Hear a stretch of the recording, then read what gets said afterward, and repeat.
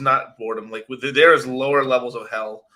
Trust me, when it comes to boredom and stuff. Like this cycle's bottom, or we're very close to it. I believe right now in terms of if we're looking in the past, we're probably in the 29. We're in 2019 right now. That's where we're at right now, 2023.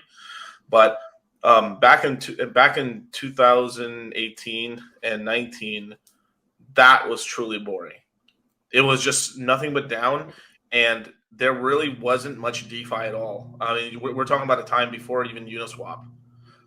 We didn't really get Uniswap until I think it was like August of 2019, I think, or October of 2019 is when it came out, and it didn't really get popularized until we started using it as hexagons after the and to tell you the truth, it wasn't. I really don't even believe we even used Uniswap that much until like March or late February of 2020 anyway. So it's that sort of thing where like it was just so. I mean, all you could do is just go. I mean, like I would just have to listen to like these TradFi podcasts sometimes, because like you could literally listen. Like there was a time and place where you could listen to everything, just about everything that was like decent on YouTube when it came to crypto. It was that crazy. Like I remember like I used to joke around with Wave 3 TV and stuff like that. And we used to joke around that I was like, bro, I've literally listened to everything on YouTube today. Dude, it was massive. I remember back then too, because I wasn't active in our community. I've been following Richard since 2017, but I wasn't active until this past year or so, within the community. And I remember back then too, just thinking, man, this is so. I remember taking road trips and just like taking vacations and just almost like taking a break from crypto. I think maybe 2019 was probably the year I was least involved in crypto.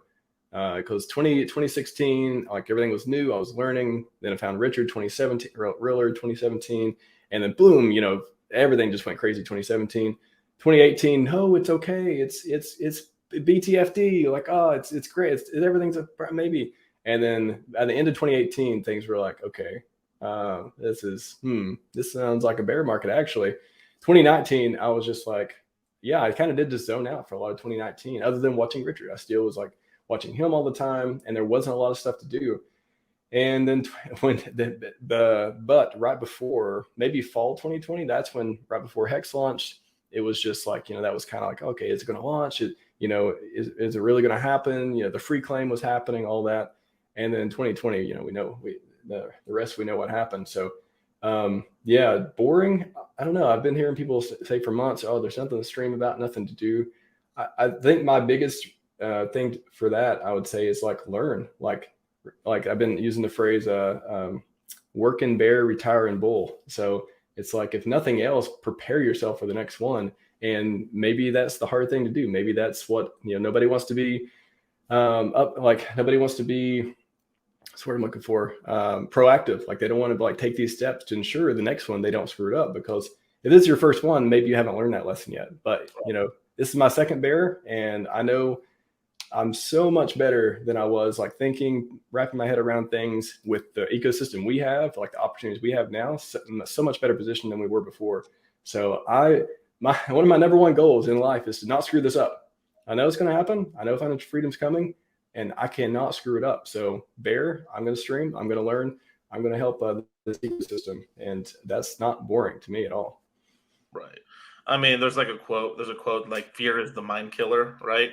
But, I would say in crypto, I guess not paying attention is the gains killer. And I like that. And I mean, I've met a lot of people that even during a bull market, imagine like you're hyper pay. I mean, through the courses and stuff, I've got like a really big swath of like I don't know, like basically I've got a lot of cases of like different things that I've seen of just different types of people, personalities and things like that. And it's kind of strange to see there's people that are very hyperactive in the beginning, and then basically even during a bull market, everything going up and to the right, disappear for 8 months, and then come back. Very strange. It's like very strange. It's obviously there's real life stuff, but it's even you would be surprised, even in a bull market, if you're not paying attention, you could be like, oh, bro, I'm down, because the sauce or the action kind of moves in. Like the one big thing that happened was there was this huge this was in like middle of 2020 to early 2021 where You had a lot of the V1 cryptos, which were like Uniswap, Synthetics, Aave, you know, some of the kind of the principal things on Ethereum and stuff. That was like the hottest thing that was the hottest thing for about 6 to 8 months, and then it kind of transferred over into, I would say, like Uniswap shitcoins, and and Yeah. it kind of went away basically as Ethereum gas fee starting to spike around that time, and then especially in 2021 it really went full on into L1, kind of L1 season. L1 seasons, I should say. And a lot of people like that weren't paying attention, didn't take profits on some of those coins, and they were just holding them, and they were just kind of like pissed off that they were like flat basically. And then the same on the flip side, right? Some people got in at the top and then disappeared for 6 months, 8 months, and then came back and were like, what happened? Where were you?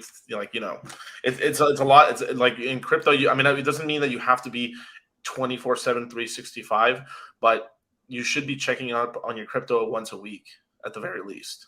Like something, they're like, even though it is one of the biggest. I mean, it's this vehicle that we're in cryptocurrencies is the highest appreciating asset class on the planet, and you do still need a little bit of maintenance. It does take a bit of work in order to get like the stone moving. From there, it really just you need to add a little bit of maintenance. There's kind of a maintenance that you kind of need to do it. A kind of it's like we call in the red pill space a burden of performance, and the burden of performance never leaves. And this is the kind of the problem is even if you have the greatest thing in the world, right? Like I like Hex a lot. But I'm going to in this example describe like something like Bitcoin, right? You have something like amazing like Bitcoin, right? I mean, outside of a bug or something like that, it is most likely going to be around here pretty much forever, at least for the next 10, 20 years. But yeah, who gave that guy a wrench, huh? No. Yeah. $5 wrench attack incoming. Yeah, there we go, man. $100 Yeah, wrench.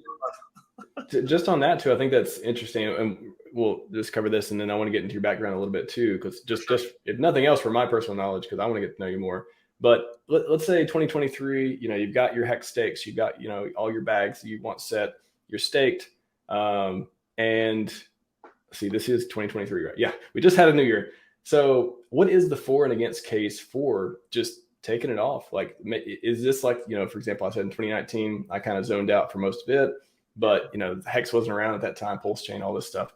And what is the for case? Like, what is the trade-off? And kind of just like, hey, I'm good. Or, you know, like you said, maybe watching your bags once a week to see if there's some new free climb you can do, or watching to see if there's some, you know, shift in the market or things like, why would you go for one way or another? Right. So just to go back to the one point for a second, just to finish that point, is just basically some of these Bitcoin guys, basically because they felt like they won, they didn't really need to grow anymore, and kind of got left behind. Right now, they did. I mean, I'm not saying that's going to happen to Hexagons and stuff like that, but it's the sort of thing where like it can happen if you like. It can happen to you as a person and stuff, and you can grow. Kind of your skills kind of get brittle in the DeFi space, right? So in terms of what you're talking about there, like why shouldn't I just like I have my hex stakes? So I should just go fuck off for the rest of the year, right? What'll happen? I think you kind of mentioned a little bit right there. Is what'll end up happening is you're more than likely going to. There's going to be a lot of like we're entering a space, right? So if we're talking about the religion, right, like the RH ecosystem, right, the the Holy Trinity, right. I don't have my my Thanos gauntlet on me, but it's in the studio. I love to hear the Holy Trinity. It's priceless. I love it. Right. So like you have the Holy Trinity, you're right. What's going on right now is that we went from if we're looking at this in religious terms, we went from a religion of one God, right, over to we're kind of hitting into a pantheon in a way where like it's still under the RH, right? We got PulseChain, PulseX, the incentive token, the new MetaMask token at some point when he creates it. We got Hex, PHEX, and those are like the main RH linked tokens, and then from there you've got tokens that are kind of complementary. They're not trying to like really hurt the main ecosystem, trying to help it.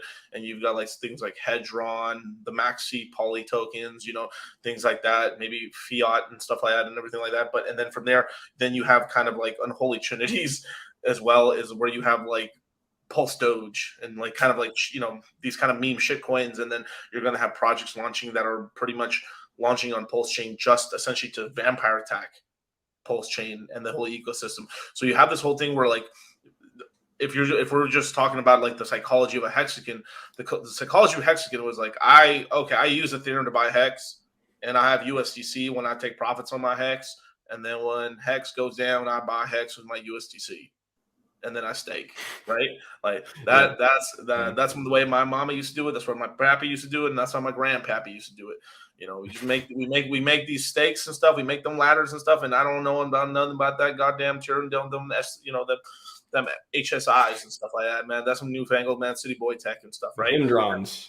The hemdrons, right, man? And that's how like we're thinking about what's gonna. But because of what's happened now, and you know, because Richard said PulseX is cool and it's okay to use, then that's opened the door to yield farming.